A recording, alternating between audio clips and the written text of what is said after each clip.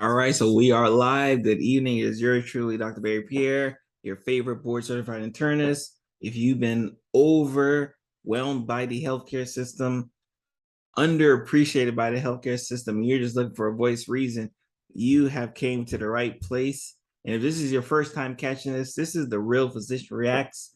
This is where I give my personal reaction at something that either comes across the timeline or it hits my DM or inbox, and I just got to talk about it. And I would be remiss not to highlight this week's episode on our Surgeon General, who decided that, hey, you know what? I'm going to take it upon myself, with the backing of our lovely governor, to drop I don't even want to call it like a scientific paper. Let's just say a memo that essentially says, hey, if you are between 18 to like 39 and you're a man, don't take the mRNA vaccines because we're seeing this increased risk of myocarditis. Now we're going to talk, and again, I hated to even call it a scientific document because since it dropped, it has been absolutely ripped to shreds. We're going to talk about it. Experts from even both sides of the aisle of experts are saying, like, I don't know what Florida is talking about right now, but that data they gave is absolutely BS. It's my show. I could probably curse, but I'm not. We might have a kid watching in the room. Just absolute BS. And unfortunately, and I've been saying this before, in the state of Florida, this is pretty on par. So if you're in the state of Florida, you're not necessarily shocked that someone from the state of Florida would do this. Remember, the judge who said, hey, you don't need to wear a mask no more on the airplanes came from this state. Like the things happen here where they have truly believed that COVID is not a thing long before the rest of the country was like, COVID is not a thing. This is how the state of Florida operates under its governor, who's been anti-vax, anti-everything since the beginning. So let's take a look, because again, we're not gonna sugarcoat it. Let's take a look at just this memo that they put out against mRNA vaccines. We're even gonna look a little bit at the data, even though I'm not here to bore y'all. That's not what this show is on. I can just tell you that the data is trash. I can tell you that, you know, that I can tell you, but we'll explain why the data is trash. But let's take a look at the memo that he dropped, right? Just so you can see why so many experts from physicians, scientists, public health professionals are like, no, like that is trash, and it's trash, and you can only get away with something like that in the state of Florida because no one up your food chain is gonna question what you're talking about. So let's take a look here.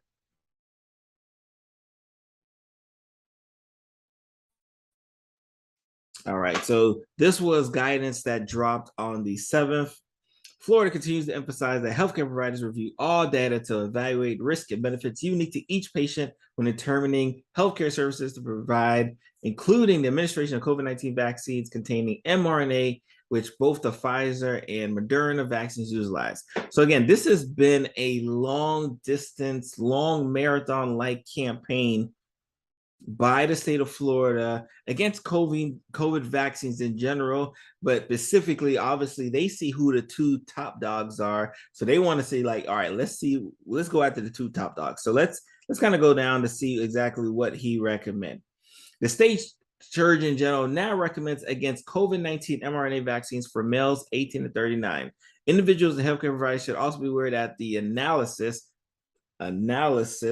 found males over the age of 60 had a 10% increased risk of cardiac-related deaths within 28 days of mRNA vaccines. Non-mRNA vaccines were found not to have these increased risks of population. So let's stop that before we get in. Let's focus on that. Now, if this is your first time catching, this series or watching me or listening to me on a podcast, depending how you're watching this or consuming this information, we've talked about before how mRNA vaccines have shown an increased propensity for young men to develop myocarditis, which is this heart related issues and concern. But we've talked at length to say, hey, not only do the benefits of getting the COVID vaccine so far outweigh the risk, that the chance or that the increased risk of getting this myocarditis, again, inflammation of the heart, was again very negligible. It was just like, okay, all right, yeah, we see a little something there, but nothing that we would write home about, nothing that we would tell young men not to get the vaccine for. And I remember I got a lot of questions. Hey, doc, I'm seeing this stuff on the line. I'm seeing this stuff related about heart related issues. What do you think? And I say, hey, if you have no history of heart related issues in the past, this is not a type of vaccine I would be avoiding for the fear of. Because that's what was happening. For the fear of developing myocarditis, which is, for those who don't know, especially, I don't expect you to know because you're not in a hospital setting, which is very a typically benign process, especially when caught early and everything. It's very typically benign. So for those who catch it, if you do get the myocarditis, it's treated in the hospital and you're sent home, which the majority of these patients are sent home. So it's not as if getting the COVID vaccine would have put you at an increased risk for some deadlier form of it. No, the standard, typical roundabout, oh, yep, this happened. Here's some steroids, send you on your way, which happened. A lot of it was treated, not even needing to be hospitalized. But here we go. Because we're in the state of Florida, and because the state of Florida does what the state of Florida does, we have a governor. We'll definitely have a governor, but we have a surgeon general who is like, hey, you know what? If I were 18 to 39, I wouldn't take any of that. But what you notice that they say, hey, I don't see this in the other vaccine that does not include mRNA vaccine, which is Johnson & Johnson. So what you see is that they don't explicitly say, hey, don't take any vaccines. They say, hey, don't take the two big dogs, which are mRNA vaccines. And again, ad nauseum, it's such a BS case that it would a first year medical student, first year public health student rips this article to shreds extremely easy. And boy, oh boy, when I tell you, a lot of people took a lot of turns doing the same thing, which again, I love. And of course, it's my turn, right? I'm glad that I'm a part of this experts who can be like, yeah, what this person is talking about is not factual, right? Floridians are encouraged to discuss all potential benefits and risks of receiving mRNA vaccines with the healthcare provider. And again, that was kind of the crux. And I kind of glossed over it, but they said this analysis, which again, quote unquote, found an 84% increase in the relative incidence of cardiac related death among males 18 to 39 within 28 days. Let's talk about this. And it is a self-controlled series. So many issues are wrong with this, right? So let's go to, because again, we're going to go to the analysis. I like going to analysis because I like people to kind of see, yeah, we're not going to take what people say at face value. No, I want to look at the numbers. I want to look at the data. And this is when the problem started arising, because most scientists, most physicians, most public health professionals, when something like this comes out, hey, let's look at the data. Let's see what the data says, because we want to be able to know which side we need to argue on. But boy, when it started coming to looking at the data, this is where the problems started to lie.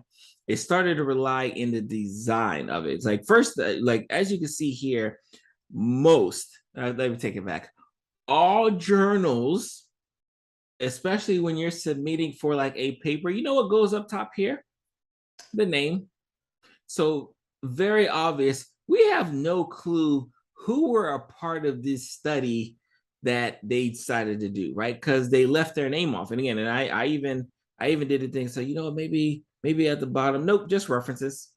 No name here, just references of how they got some of the things, but no name. So no one's claiming any ownership of this information, right? Which is already red flags, coming out the wazoo. Right, it talked about where they got the data from. This was the big one. Data was retrieved from death records from vitals. And death records, for those who may not know, those are the ones like death certificates and whatnot.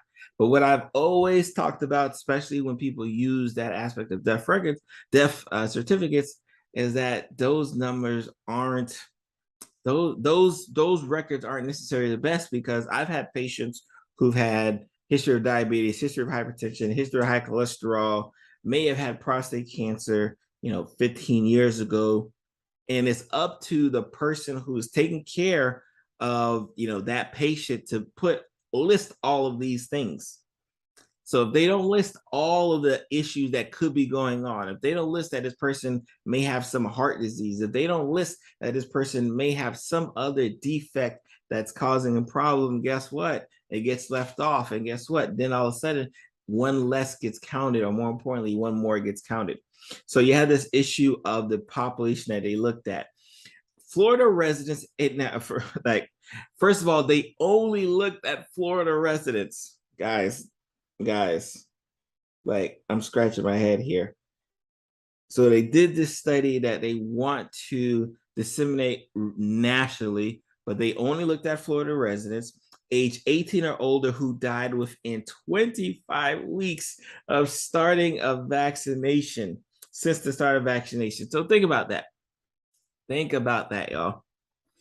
They said, hey, we are going to look at any person from the age of 18 and older and man who at least 25 weeks ago died while getting this COVID vaccine. So they could have got the COVID vaccine week 1. They went all the way up to week 25 and said, hey, all right, let's look at this data here. And why do you think that is? Why do you think, again, let me big myself up. Why do you think that they had to extend such a significant time frame? Because if they actually looked, if they were actually trying to see, hey, you know what? I wonder if something happens with this vaccine and some end result, they would have looked closer to when you got the vaccine. We know the vaccine was a 2-dose regimen. It was split by 2 weeks apart. We know that. So instead of you looking closer to the 4-week mark, you go all the way to week 25.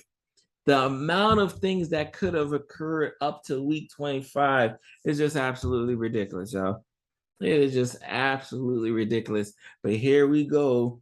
Here we have this Surgeon General who is, first of all, for those who may not know, who is a Harvard-trained MD, PhD, I think is an internal medicine doctor. One, let me tell you, one thing I like about that is I'm glad he's an internist. Great, he's an internist. But two, the fact that he's Harvard trained should now confirm to you that just because you went to some prestigious school does not mean that you're so super smart and all the decisions you're going to make are going to seem super smart.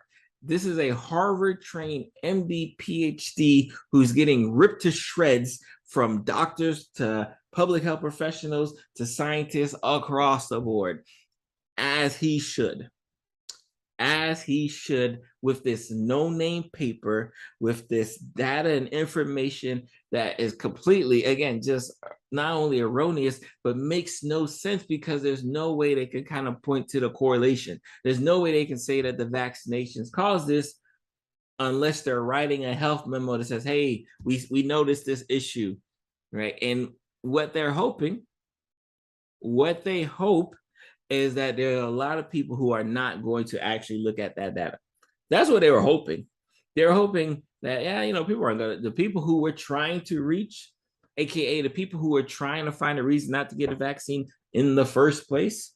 Oh yeah, we'll just put it out there to them and we'll let them run with it. We already know they're not going to read the data. But guess what? If you follow me, and make sure you subscribe to the channel, make sure you hit that notification bell while we're at it. If you're on a podcast, make sure you subscribe to the podcast. If you're listening to this right now, make sure you leave us a 5-star review after you watch and listen to this episode. But if you're one of the ones who aren't gullible, one of the ones who want to know what the information looks like, guess what you're going to do? You're going to do some reading, right? Because you want to know, like, all right, let me see what these numbers are looking like. And when I tell you these numbers are looking bad, like I can only stress it because, especially if you're not necessarily, I don't think you really have to be well, you do kind of have to be scientifically inclined just to kind of understand why a study like this is bad. Now, I have a master's in public health. One of the things I love about my master's in public health is that I had a professor who used to stress, hey, when you're reading an article, your number one job of reading that article is say, hey, is this article trash? That was your number one job. You should be able to read an article, say, hey, this article is trash. Don't do nothing with this article. So I'm very proficient at being able to read BS articles and say this is trash. Like, look at the people they excluded. Excluded were people who had a documented COVID-19 infection. We know that COVID-19 infection carries a much more significant risk for cardiac death than getting the vaccine. Nope, we're not going to include those people. Experience a COVID-19 associated death. Nope, we're not going to include these people. Why? Because those people could be likely prone to close contact and then have COVID-19, get infected. Nope, we're not going to include those people. Receive the booster, receive their last COVID-19 vaccine after vaccination after December 8, 2001, right? Because obviously they said, hey, we're just looking at a certain time frame. So if you've gotten it, then before that time, we don't want to kind of look at you. Right. And then obviously they looked at just the death certificates. Right. So this was just all bad, just all bad. And I always tell people, I always used to tell when I was a program director, I used to tell my residents, if you start with a faulty foundation, everything downhill is trash. So I can assure you that most of my colleagues didn't have to keep looking down. Even though they did not have to keep looking down at the rest of this trash paper here, this trash analysis, because that is how bad it was. So let's talk about, first of all, this, I just want to kind of show a clip here just so you can kind of see like just all of the news clips that have came out against this Surgeon General. Experts slam Florida Surgeon General warning on coronavirus. Scientists pan analysis Florida Surgeon General's analysis. Experts push back against Florida Surgeon General vaccine. Medical experts reject Florida Surgeon General's COVID-19 device. Florida Surgeon General was blocked. When he initially tweeted, they actually blocked and removed it because they're like, hold on, this is a BS alert to the 10th degree. I think they eventually put it back as like, all right, and they put the little sticker warning on it. But like this is the reception that he got almost immediately, just to give you guys some understanding. Then this here just kind of focuses on what some of the experts were saying about how bad this thing was, right, in terms of COVID-19 vaccines and cardiac related deaths, right? So again, this person starts out saying calling the study poorly designed and dangerously misleading. We've talked about misinformation all the time, and more importantly, disinformation. This is a disinformation campaign against the mRNA vaccines. This is a disinformation campaign against them. This is a campaign that from a known anti-vaxxer, a known believer that we shouldn't be wearing masks. And like, this is a known person who's been on the other side, and this is more like a professional hit piece. The warning against vaccines from Dr. Joseph Ladapo is the latest move by the state surgeon general and his boss, Republican Governor Ron DeSantis, that casts doubt on scientific consensus as they tap into voter frustration still lingering from the pandemic. Like, woo, when I tell you they were shooting, they had no problem to say this is some BS. And we know it's from the governor, and we know it's to kind of generate this level of excitement for you guys. It isn't great when we discuss science transparently instead of trying to cancel whatever he added. This is what Ladapo said after we got his BS thing deleted from Twitter, right? Because they automatically go into this mode. Oh my God, woe is me. They're trying to cancel me. They're trying to block me. No, we're stopping misinformation. We're stopping disinformation. That's why you can't tweet anymore. That's why, where the experts are jumping in on you, from an academic verbal beatdown, right? Because you put something out. And again, you should be better since you're Harvard trained MD and PhD. So you're a researcher. This would never fly from the research related standpoint. Yeah, I understand. Again, I don't say I understand. Let me stop. Let me stop and share real quick. I'm not gonna say that, oh, if you didn't have the PhD, it give you a little, resolve because hey, maybe they don't understand type of stuff that go into these kind of studies and importance of being able to fact check, the importance of having good data. But you're an MD, PhD from Harvard. You knew damn well exactly what you were doing. You knew damn well what you were doing. You gave me something to talk about, but you knew damn well what you're doing. You knew that this was a trash article, trash analysis, and here you go putting it out like it's the gospel.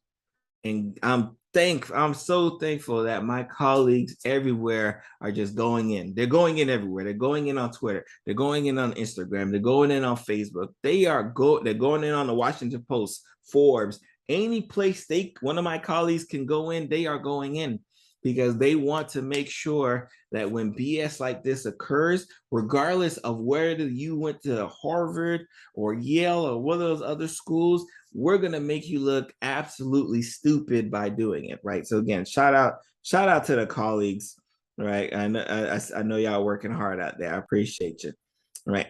Let me see here. Let's see. Let me see if we got any more.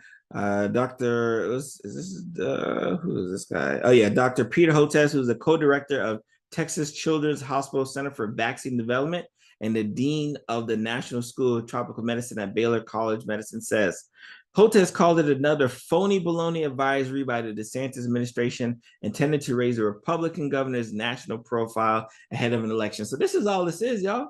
This is just a hit piece trying to drive those specific voters who they know aren't going to go and do any detailed reading, aren't going to go and say, oh, let me see where they got this information from. That they know exactly who they're talking about.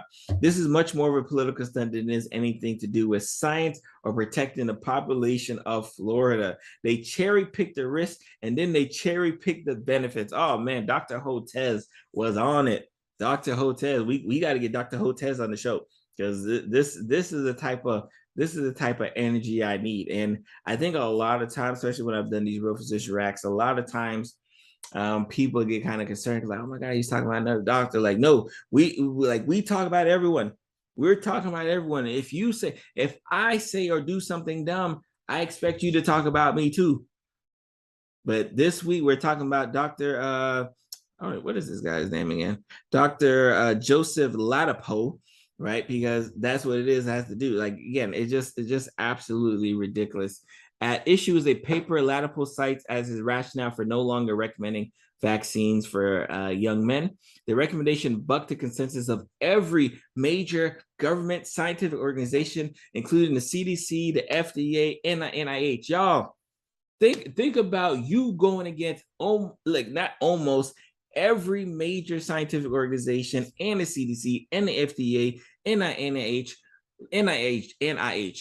Who do you think you are? Y'all, who do you think you are that you think you can go so far out that you're going to be just contrarian and like, oh, I'm the only one right? No, you don't know any more information than we know, right? You just don't understand it. Ladapo's recommendation was so far outside mainstream scientific consensus that it prompted immediate online pushback. We love to see it. Absolutely love to see it. Vaccine experts said the Florida paper raised several red flags, written anonymously before being released by the Florida Department of Health, omitted key details on methodology, and didn't even examine the medical records. Y'all. Again, like I could keep going. I could keep, digging the shovel and burying this guy, but like it's not really worth it. But like it is something that I just had to discuss. Like I had to bring it on here. I just had to say, oh, you're right. Let me stop. Let me talk about this tonight because this is ridiculous. But unfortunately, it's right on par with the state of Florida. It's right on par with them. Like this is what we have to experience. We've got the worst type of people here who are watching Floridians die, who have watched Floridians die for the sake of opening up for the sake of, oh, freedom, you can wear your mask. We've watched Floridians die. Cold and flu season is about to happen. I mean, cold and flu season is about to happen. It's right around the corner. The flu is going to be a problem. COVID is still here. The number of deaths still remaining stagnant. The number of cases still remaining the same. Nothing's really gotten any better, except that we have people who have no problem drawing upon bigger and bigger lies. And I can tell you, I can almost assure you, as I speak, there are probably other YouTube shows out here who are like, yes, look at Florida governor has found some secret evidence that everybody in the world was hiding. Like, Florida governor, whoop-de-doo, we thank you, Florida governor. Like, I already know that there's plenty of videos and channels dedicated specifically for that. I'm gonna let them have that. You're here with me on The Real Physician Reacts. Again, like, and this is where the truth lies, y'all. This is exactly where the truth lies. So again, I am yours truly, Dr. Barry Pierre. Thank you for joining us for another episode. I'm gonna see you guys next week.